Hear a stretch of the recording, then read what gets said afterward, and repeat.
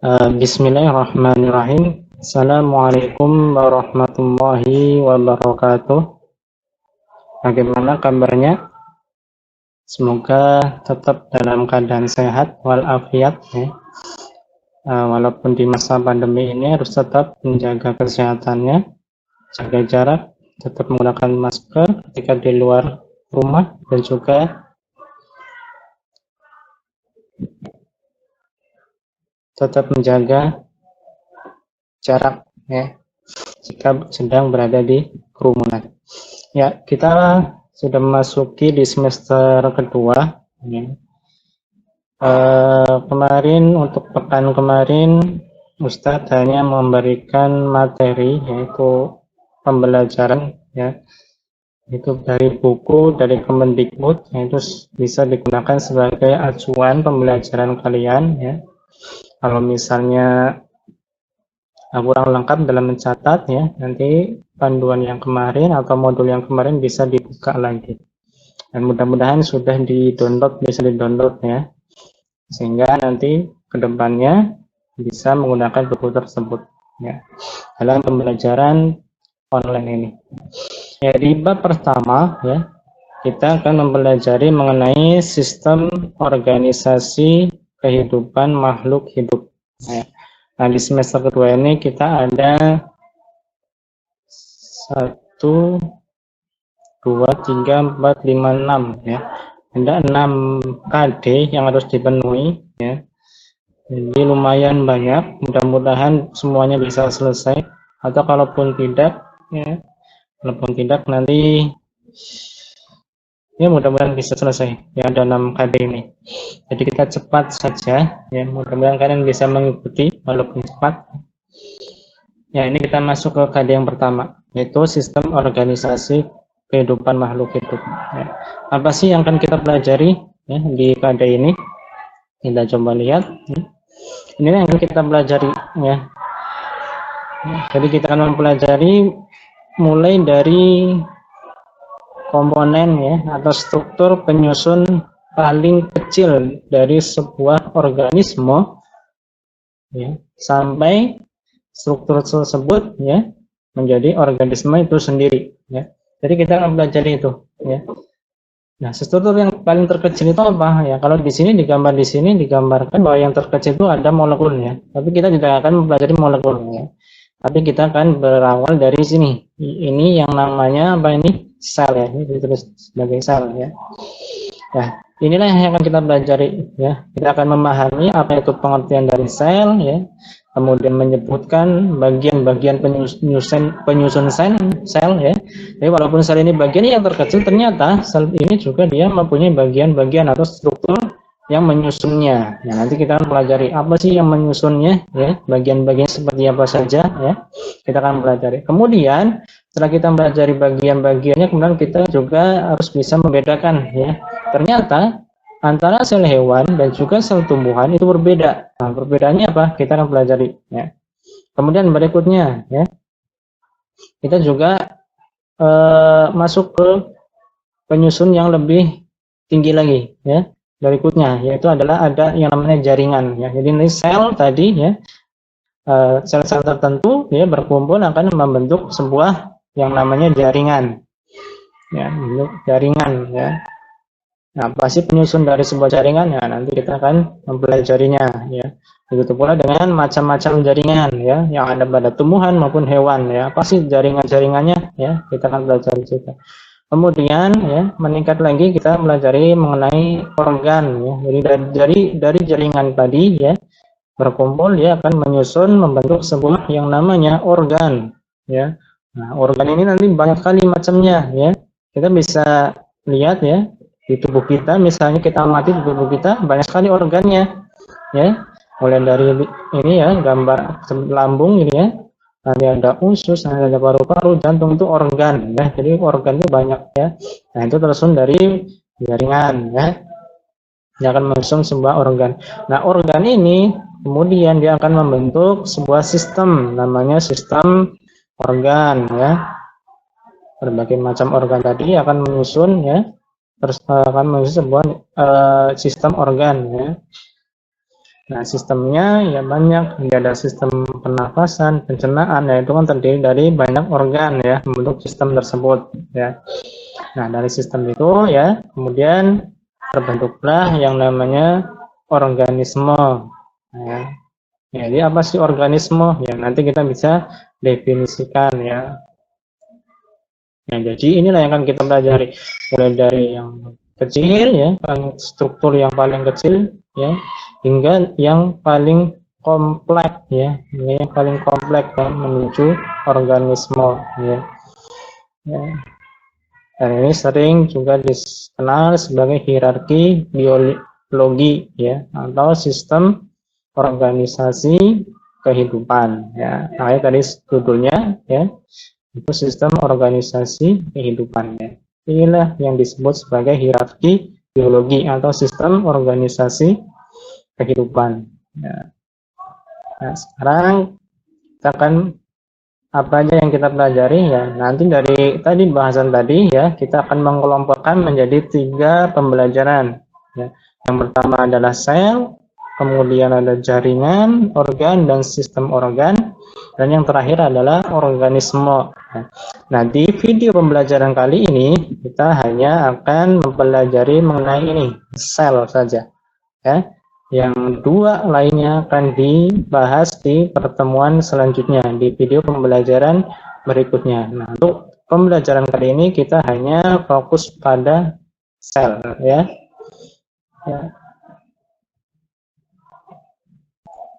Nah, pada sel ini ya, pada bagian sel ini ya, atau kita buat unit 1 aja ya. Unit 1, ini unit 2, ini unit 3 ya. Ini unit pembelajaran 1, pembelajaran 2, dan pembelajaran ketiga.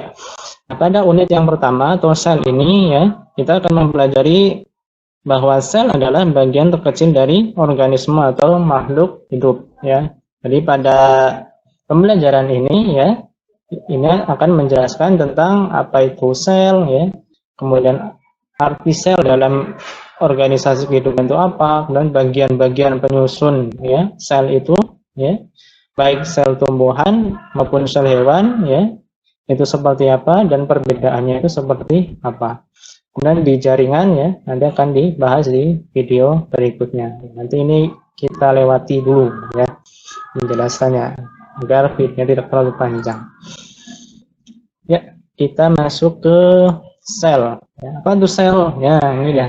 Sel ya adalah bagian terkecil dari organisme atau makhluk hidup. Ya, di sini dikatakan bahwa sel ini adalah bagian struktural ya dan fungsional terkecil penyusul tubuh dari makhluk hidup. Nah, di sini digambarkan seperti apa ini?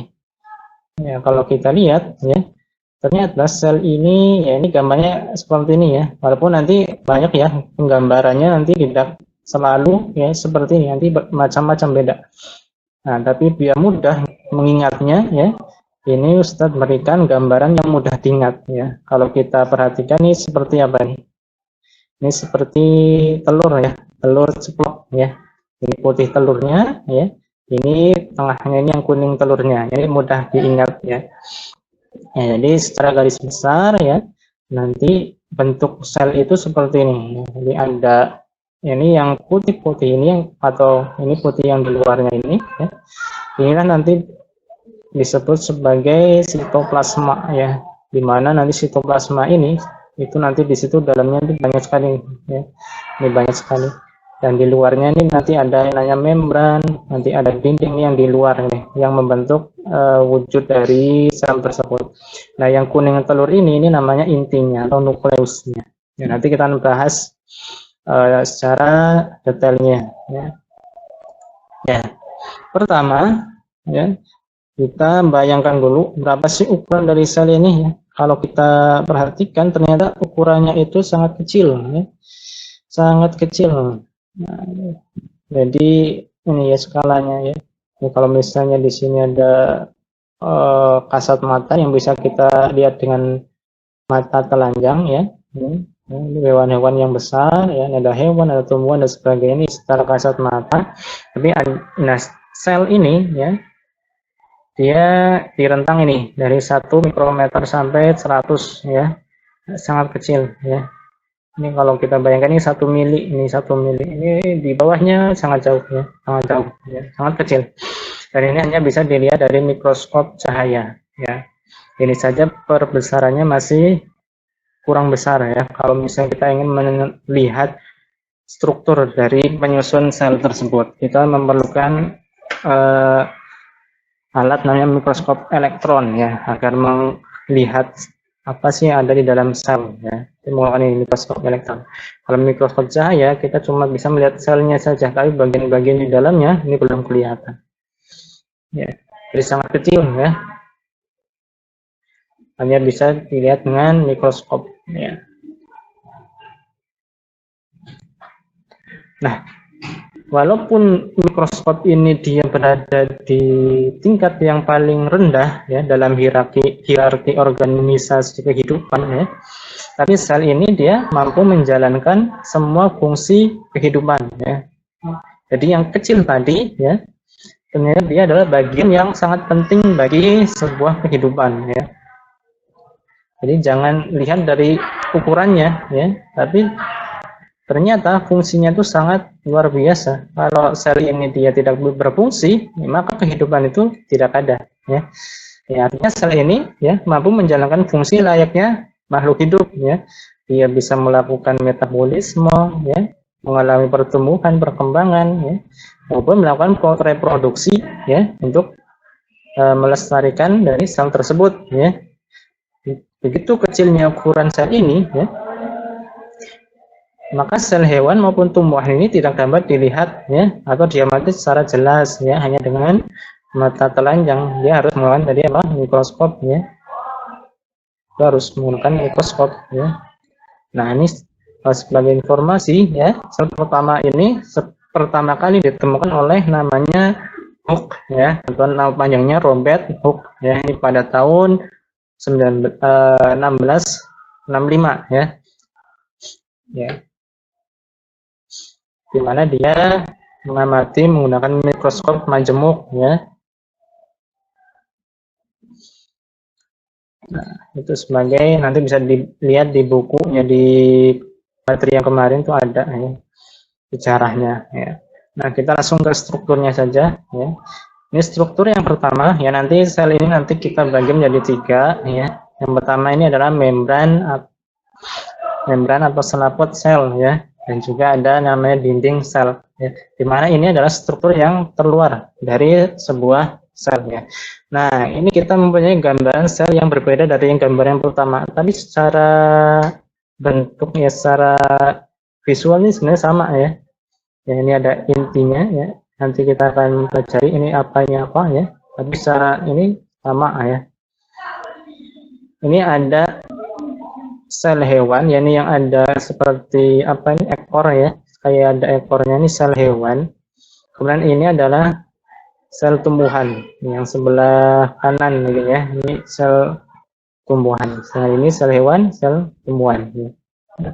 Perbedaannya apa? Nah, ini dari sini ya, dari membran sel dan dinding sel ya, nanti kita bisa dapat perbedaan yang pertama ya. Yang pertama ya, membran sel ya, ternyata baik hewan ya, sel hewan maupun sel tumbuhan ini dia mempunyai membran sel ya, dia mempunyai membran sel ya.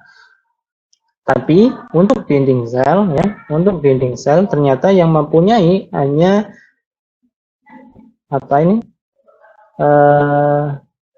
tumbuhan saja ya, yang mempunyai adalah tumbuhan ya. Itu perbedaan pertama ya. Kalau sel hewan itu tidak mempunyai dinding sel, kalau tumbuhan dia mempunyai dinding sel. Nah, itu perbedaan yang pertama. Ya, ini dilihat dari dinding selnya atau struktur terluarnya. Ya. Kemudian kita masuk ke struktur yang nah, ini pengertiannya dulu aja. Nah, ini pengertiannya dulu. Ya, apa sih dinding sel? Ya, dia hanya terdapat pada sel tumbuhan. Ya. Kemudian bersifat kaku ya, dia sebagai pemberi bentuk pada sel dan juga dia berfungsi sebagai pelindung seluruh isi sel ya. Ingat, dinding sel itu hanya pada tumbuhan. Kemudian membran atau selaput, ya, dia membungkus seluruh isi sel, ya. Berfungsi untuk apa? Jadi hampir mirip ya sama yang dinding sel ya. Membran ini cuman dia ya hanya dia bisa di tumbuhan maupun di hewan ya. Kalau dinding sel cuma tumbuhan. Yang pertama, berfungsi untuk melindungi ya seluruh isi sel, sama ini ya fungsinya ini sama dinding sel. Dan sifatnya semi permeable ya, hanya bisa dilalui air ya, dan zat tertentu yang terlarut. Ya. Kemudian yang ketiga, bersifat mengatur transportasi zat dari sel ya, yang satu sel ke yang lainnya. Kenapa? Karena nanti ada transportasi sel ya. Jadi zat di dalam sel itu nanti dia ditransportasikan ya dari satu sel ke sel yang lainnya. Kemudian yang kedua atau struktur yang kedua, bagian yang kedua, ini ada yang namanya sitoplasma. Ya, ini ada yang namanya sitoplasma. Ya, mudah-mudahan ini kelihatan ya. Kalau tidak jelas ya. Sitoplasma ya. Sitoplasma ini adalah dia cairan pengisi sel ya. Jadi nanti di dalam ya, yang paling luar tadi ada membran sama dinding, nanti di dalamnya nanti diisi cairan yang namanya sitoplasma ya. Nah, nanti sitoplasma tadi ya, nanti di dalam cairan tadi nanti banyak sekali organel sel ya. Nah, jadi nanti di dalam sitoplasma tadi banyak sekali organel sel ya, mulai dari ini ada namanya ribosom ya, ini yang warna biru ya. Kemudian ini ada sentrosom ya, ini warnanya kuning ini ya, sentrosom. Kemudian ada mitokondria. Nah, kalau misalnya kalian masih ingat di pembelajaran yang semester pertama mengenai energi ya, kita belajar mengenai mitokondria ya. Dia adalah organel sel yang berperan dalam pembentukan energi ya, ini mitokondria. Dan di sini ada badan Golgi ya. Nah, nanti bisa apa fungsi-fungsinya ya, misalnya badan Golgi, yang di tiap organel sel ini dia mempunyai fungsinya masing-masing ya. Badan Golgi itu gimana fungsinya ya, dia adalah organel sel yang berfungsi untuk apa, mengedarkan ya,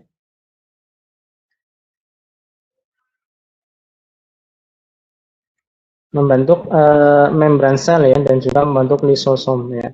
Nanti fungsinya nanti bisa dicari sendiri-sendiri ya, karena banyak sekali fungsi-fungsinya. Ya. Nah, ya, jadi ini adalah sitoplasma itu adalah koloid ya, atau zat pengisi ya bagian sel. Nanti di dalam sitoplasma itu nanti banyak sekali zat-zat ya, ada makanan ya, zat-zat larut ya, ada makanan zat lain maupun organel sel tadi. Nah, tadi organel selnya ada vakuola ya, peroxisom, retikulum ya, atau RE biasa disingkat ya, retikulum endoplasma ya. Kemudian ada mitokondria ya.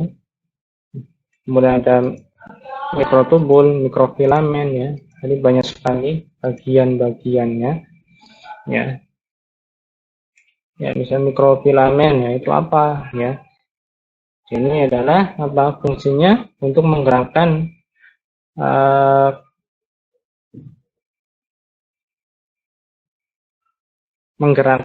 kontraksi ya. Jadi dia sebagai aliran sitoplasma ya.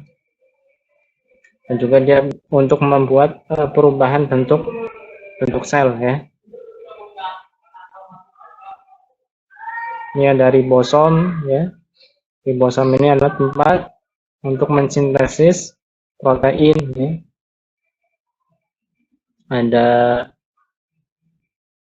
lisosom ya, ini untuk pencernaan sel ya. Ada sentrosom ini untuk reproduksi sel ya. Sentrosomnya untuk reproduksi sel ya. Kemudian ada kloroplas. Nah, kloroplas ini dia adalah organel sel yang khusus ada hanya di tumbuhan ya, atau beberapa nanti ada alga ya, dia juga ada kloroplasma Nah, nanti kalau pas ini ya, kita udah pelajari juga di semester kemarin ya, untuk pembentukan energi pada tumbuhan, untuk pembuatan makanan ya, di dalamnya ada klorofil. Ya. Nah, berikutnya ya, bagian yang berikutnya ini ada namanya inti sel ya. Nah, jadi kalau yang di gambar yang awal tadi ya, inti sel itu yang jadi kuning ya, yang kuning telurnya ya, kuning dia berada di tepat di tengahnya ini. Inilah inti sel ini. Ini inti sel yang warnanya ungu ini ya. Nah, ini baik di hewan maupun di tumbuhan itu ada inti selnya. Nah, jadi di dalam inti sel nanti ada namanya anak inti ya. Anak intinya yang di dalam ya, yang warnanya tua ya, ungu tua. Makanya inti sel itu ya, dia berada di tengah sel. Ya.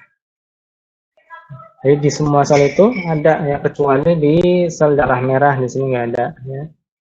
Inti sel ini ya tersusun dari membran inti. Ya. Jadi nanti di intinya nanti itu di sekeliling inti nanti ada membrannya ya, ada pori-porinya ya. Jadi dalam intinya juga ada cairannya namanya nukleoplasma ya. Tadi kalau yang di luar tadi namanya sitoplasma ya. Kalau cairan yang dalam nukleus dia namanya nukleoplasma ya. Nanti di situ juga ada kode genetiknya ya, yaitu DNA dan RNA juga berada di inti selnya ya. Nah, ini bagian-bagian dan membran ya, ada cairan atau nukleoplasmanya ya, DNA RNA ya, ini pembawa sifat keturunan ya. Ya, itu tadi ya 3 dari komponen atau bagian penyusun sel ya, baik sel tumbuhan maupun sel hewan ya. Nanti kita akan lebih jelasnya ya. Nah, ini saya sudah siapkan 3 link ya. Ada 3 link, nanti bisa dipakai linknya. Ini link 1, link 2. Nanti kita coba link 1 ini apa isinya. Kita klik saja. Ya, inilah link yang pertama ya.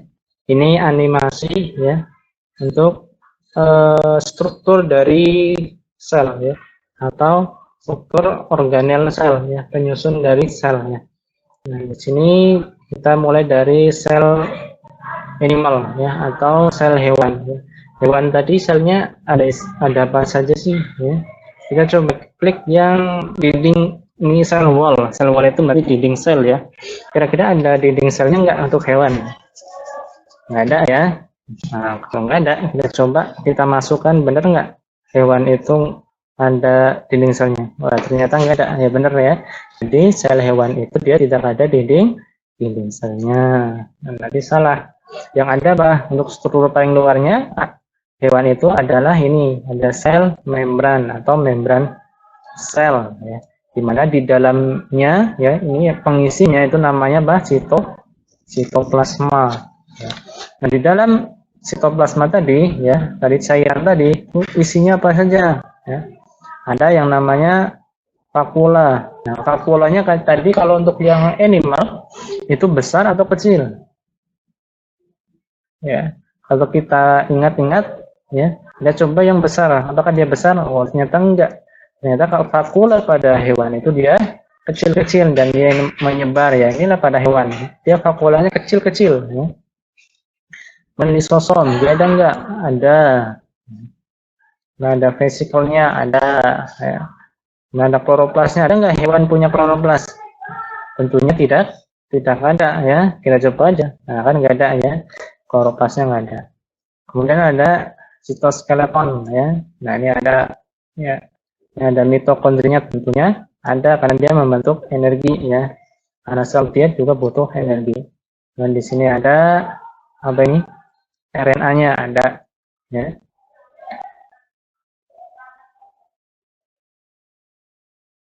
Kemudian ada badan Golgi ada. Ya. Kemudian ada RE-nya, retikulum endoplasmanya ada. Yang terakhir apa? Kira-kira kurang apa? Yang berada di tengah-tengah itu adalah nukleus, betul. Ini nukleusnya. Nah, ini yang di sampingnya ini ya. Ini namanya membran inti ya. Ini membran intinya itu yang di sekeliling inti ya. Nah, sekarang sudah semuanya ya. Ini untuk sel hewan ya. Jadi yang tidak ada di sel hewan itu ada dinding sel dan juga kloroplas. Kemudian vakulanya kecil, bukan yang besar. Sekarang kita lihat untuk yang tumbuhan. Ya, tumbuhan tentu dia mempunyai apa? Ada membran selnya, dan ada dinding selnya. Ini dinding selnya nih yang di luar yang warna hijau. Ya, kemudian nanti ada vakuolanya tuh, dia vakuolanya yang besar. Lisosomnya ada nggak lisosom? Nggak ada ya, karena lisosom itu dia hanya pada hewan ya. Berarti kita punya perbedaan lagi bahwa lisosom itu hanya terdapat pada hewan ya. Kemudian ada vesikal, ada nggak? Oh, ada vesikalnya di dalam tumbuhan. Dan ada kloroplasnya, tentu ada untuk fotosintesis. Sitoskeletonnya ada. Mitokondrianya ada nggak? Kira-kira ada nggak?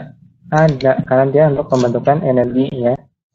Ini ada ribosom ya, ada badan Golgi-nya, ada ya, retikulum endoplasma juga ada. Yang terakhir adalah nukleusnya, dia pasti juga ada.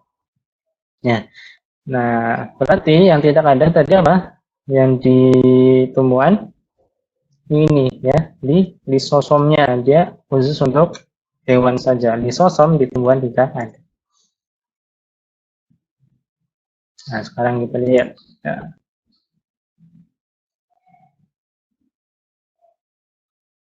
Sel, dinding sel ya. Nah, ini kalian bisa coba saja ini ya. Ini ada kuisnya ya, dinding sel apakah dia cuma di plant apa di tumbuhan saja atau hanya di hewan dinding sel ya. Itu hanya ada di tumbuhan ya. Nah, nanti kalian bisa coba ya. Tadi linknya tadi, nah ini ya link yang pertama ini. Link pertama ini adalah yang pertama. Kemudian kita yang link kedua. Nah, kalian bisa coba sendiri ya. Nah, ini yang link kedua ya. Nanti kalian juga bisa coba. Ini juga ada animal cell dan plant apa tumbuhan ya. Sel pada tumbuhan. Wah, kalau ini ada suaranya ya. Nah, ini ada mitokondrianya ini ya. Kemudian di sini ada mikrotubulusnya, ini ada apa? Nukleolus. Ya, nukleolus apa? Anak inti ya. Inti dari intinya. Nah, ini ada nukleusnya. Ya. Nah, ini dia vakuolanya. Tadi kan kalau untuk hewan itu kan vakuolanya kecil ya. Nah, nanti bisa dicoba saja. Nah, ini lisosom ya, untuk pencernaannya. Ya. Kemudian ini ada apa? Sel tumbuhan ya. Ini vakuolanya besar ya. Ada satu ini vakuolnya besar. Ini ada kloroplasma, apa kloroplasnya ya. Ya. Gitu ya. Kalian bisa coba saja, nanti linknya sudah ada. Dan untuk yang link yang ketiga ya, ini sedikit permainan. Nah, ini ya, ini yang ketiga, nanti bisa dicoba ya, bagaimana hasilnya.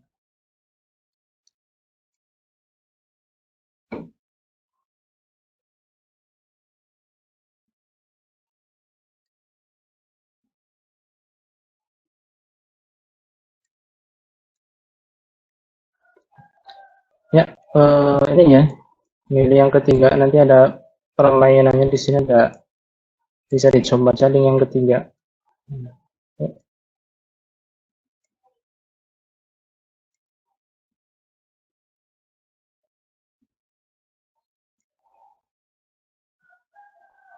Nah, ini. Nah, coba saja ya. Ya, mungkin seperti itu pertemuan kali ini, karena ini waktunya sudah sampai 30 menit ya. Terlalu panjang juga videonya, nanti bosan juga ya. Nanti materinya kita akan lanjutkan di pertemuan depan, kita masuk ke jaringan ya. Mudah-mudahan untuk materi yang pertama ini yaitu sel bisa dipahami semua ya. Nanti bisa dicari fungsi dan pengertian ya. Jadi organisasinya banyak sekali ya. Kalau dijelaskan di sini juga nanti banyak. Nanti kalian bisa lihat di buku yang kemarin modul yang kemarin yang sudah dibagikan. Ya, cukup sekian ya. Nanti link-link tadi ya bisa dicoba ya. Bisa dicoba sendiri ya. Mudah-mudahan bisa ya untuk menambah wawasan kalian. Untuk pertemuan kali ini kita cukupkan sampai di sini. Ya, subhanakallahumma bihamdika asyhadu an la ilaha illa anta astaghfiruka wa atubu ilaik. Assalamualaikum warahmatullahi wabarakatuh.